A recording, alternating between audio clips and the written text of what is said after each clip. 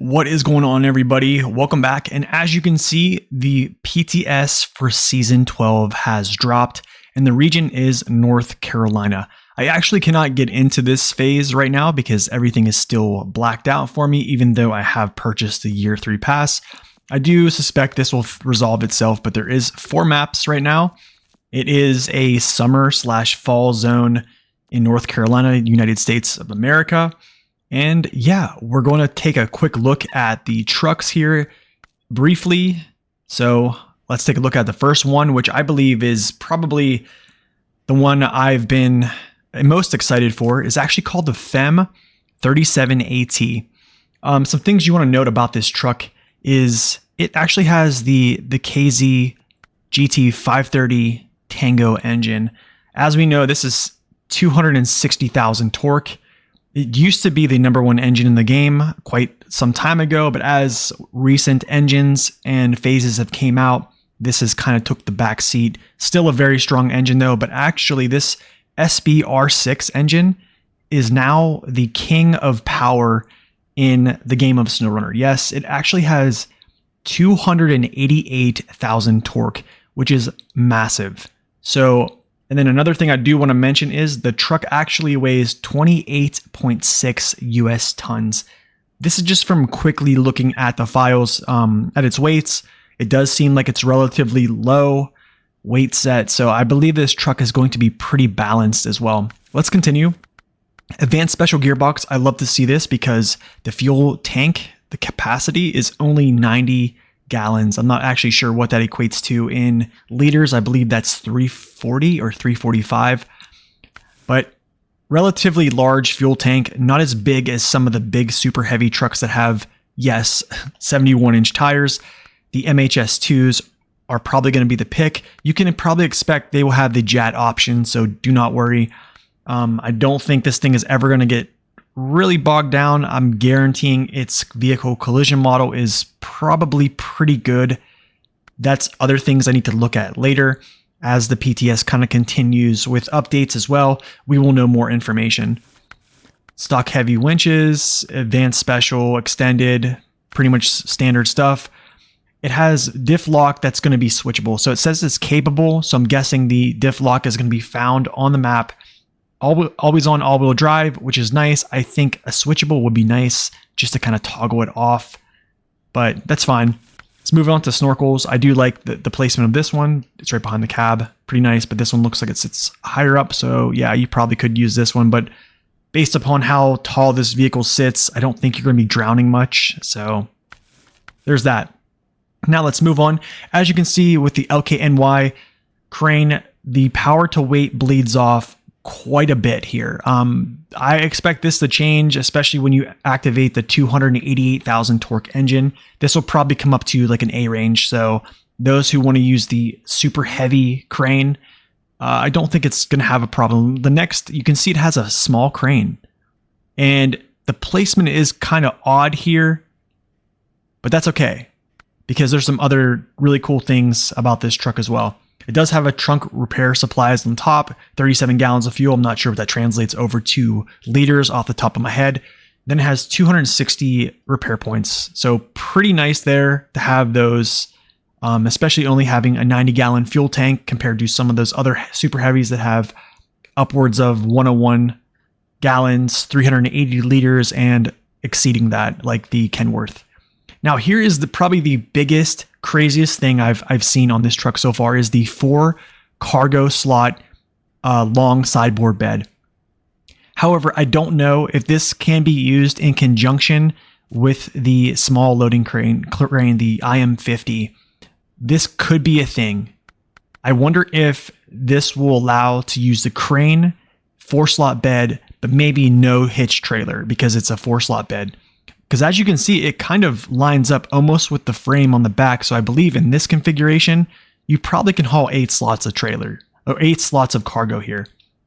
And then you have the 3-slot cargo bed, the flat bed here. And then you also have the sideboard bed. I'm guessing you can attach the loading crane here, this bed, and a hitch trailer as well, like the other super heavies in the game currently.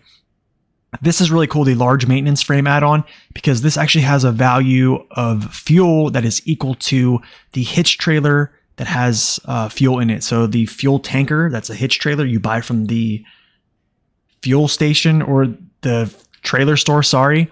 This has the same value. So this is actually really nice because as you can see, the regular fuel tank is only $4.76. And then also it has the fire tank. Here's the long sideboard bed as well.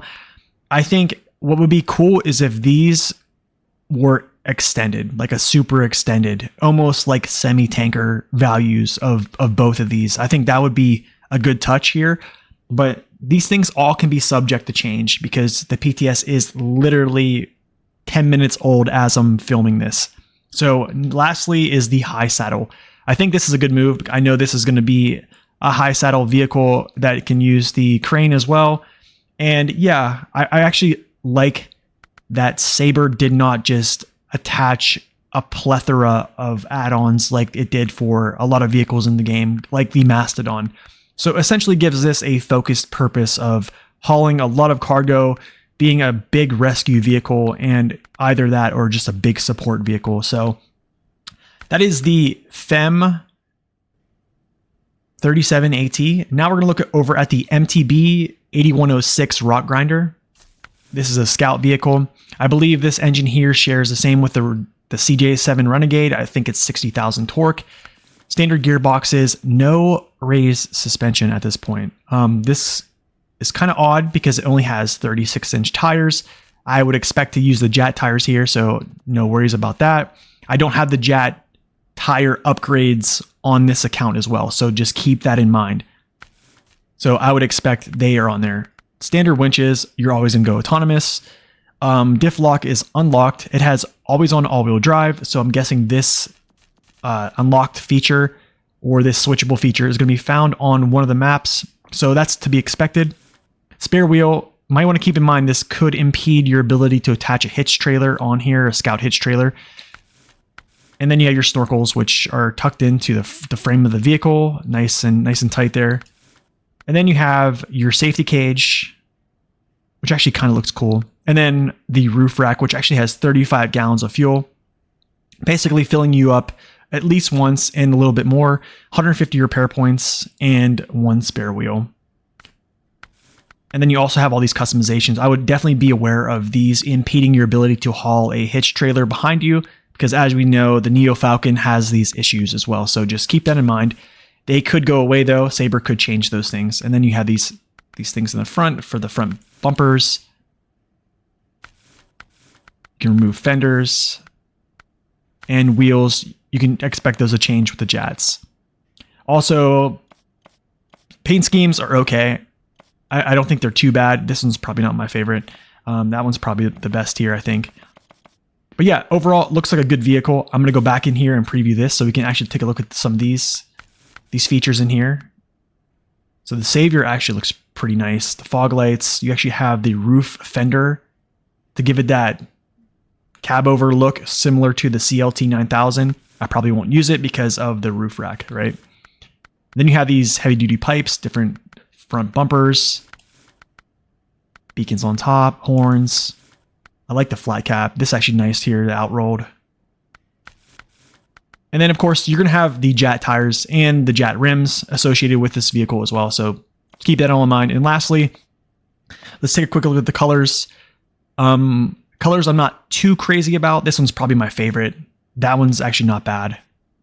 But let's actually look at the standard color is essentially this one down here on the right. So maybe a little bit less bright. So anyways, guys, that is the Femm 37AT and the MTB 8106 Rock Grinder. These are new 2 vehicles in North Carolina DLC. I'm going to try to get access to the actual content of North Carolina. Maybe we'll do some driving around on stream. So make sure you guys follow, subscribe, and hit that bell. And also follow me on Twitch on your phones, and it'll give you a notification when I go live. And we'll be checking some more of this out. So hope you guys have a wonderful day. And as always, God bless and stay upright.